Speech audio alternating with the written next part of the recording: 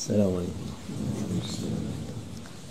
Aleyküm. Salatu vesselamu ala Resulü Muhammedin seyyidina ve aleyhi ve sellem ve Resulü ve dede sadat ashabı mededen şahın desturu ve şallah fazdan sanşahın ve hakkani ve dede tarikatuna as-suhba vel hayru fil cemiyye. Bismillahirrahmanirrahim. İnnallâhu ve razzâku zul kuvvetil metin. Sadakallahul azim. Razzak Allah Azze ve Celle'dir. It is Him, Allah Almighty, who is the provider. It is Him, Allah Almighty, who is the sustainer. Allah Azze ve Celle rızkı veren O'dur. It is Him who gives your provision. Bunu insanlar unutmuş. But people have forgotten about this. Rızkı başkasının yanında arıyorlar. They are looking for their provisions with somebody else. Başkası da bir elden veriyor, öteki elden alıyor. But those people they are requesting their provisions from, those people give with the one hand, and with the other hand they take. Fasit daire derler buna eskiler. Şimdikiler de kısır döngü derler. And people find themselves trapped in a vicious circle. Yani ben alıyorum, fazla istiyorum, o pazarlık yapıyor, sana şeyi veriyor. On the one side, people ask and they request and they ask for more, and then they negotiate to get more. Biraz artırıyor. Sonra aldığım para, ondan sonra öteki türlü çakallar, kurtlar, şeyler, bu parası oldu, bu parayı alalım diye verilen paranın 2 misli senden gidiyor. So people, they ask for more. They ask for more money, they negotiate, they may get increased money.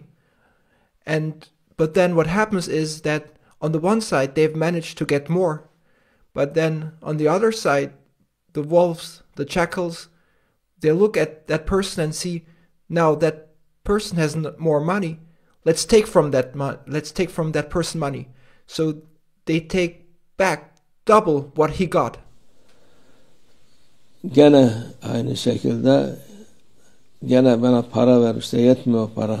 Then the person says, the money you gave me, it's still not enough, give me more. Zor bela gene veriliyor o para. Gene o çakallar, tilkiler, şeyler, hırsızlar sen gene o verenin paranın 2 misli alıyor. Then that person does indeed get more, but then what happens is again the same. They say, that person now has more money, the jackals, the wolves, the foxes, the thieves, and then they say, that person has now more money, let's get from that person even more money back. Bu defa daha kötü de hale düşüyorsun, daha kötü vaziyete düşüyorsun.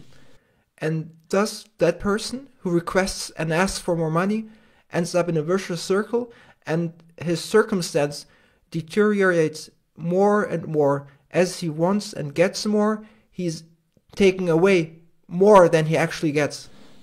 Onun için Allah'a yalvarmak lazım. Allah'tan istemek lazım. Therefore, you should not be asking from people. You should not be expecting or requesting from people, but should ask and expect from Allah Almighty. Kuldan istersen kulun vereceği bir taraftan veriyor, öteki taraftan 2 mislini alıyor senden. If you expect from people to give, then yeah, people may give to you, but then on the other side, they may take away from you twice the amount of what they gave. Yani sen kendini kazanmış zannediyorsun, seviniyorsun. You're happy that you got more. Ondan sonra bir bakıyorsun hiçbir şey yok, daha beter vaziyette olmuş. But then you look and you see that everything's gone, and you are in debt, and the situation has even turned worse. Bu Lübnan halkı vardı bundan 4-5 sene önce. 4 or 5 years ago, there was an event happening in Lebanon. Hükümet çalıyor ediyor diye People were complaining about the government, that the government was stealing away their money. kıyamet koparttılar. Milyonlarca insanlar şeye endi. People in Lebanon then rioted. They protested on the streets. Yürüyüş yaptı. Bankalara şey yaptı, kızdımızdı. And they rioted, protested against the banks. People shouted and cried. Ondan sonra bir baktık. Bankalar bunlara hiçbir para vermeye başladı. Para yok dedi. And then the banks started saying, "We can't give your money back. There's no money left." Yani 3 kuruş alıyorlardı. Dünyanın en kötü vaziyete geldiler şimdi. They were getting 3 pennies at least, but now things have become worse and worse, so that they are in the most terrible state.